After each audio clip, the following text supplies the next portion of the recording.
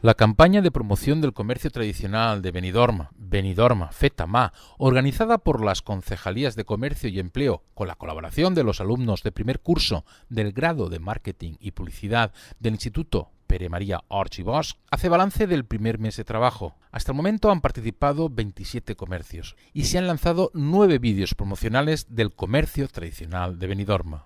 Se les ha dado voz a cada uno de los comercios que hemos visitado a través de los alumnos de Marketing y Publicidad del Instituto de Educación Secundaria Pere Maria Orts i Bosch, que se hace una valoración muy positiva porque bueno, pues tras estas visitas ha habido vídeos que han tenido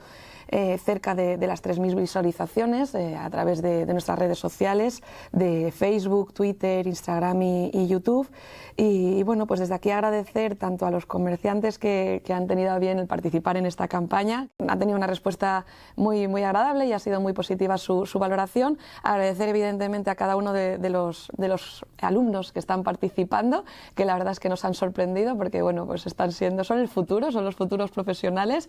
Y evidentemente animar a todos los comerciantes a participar en esta campaña, que vamos a continuar recorriendo todas las calles de nuestro municipio. Al final es una campaña que es positiva para todos, que es positiva para los alumnos porque les da pues esa práctica ya en el ámbito profesional, es positivo para los comerciantes porque bueno, pues se difunden los grandes comercios que tenemos en nuestra localidad, y es positivo también para los consumidores que desde casa, con las redes sociales, con el uso de las redes sociales, pues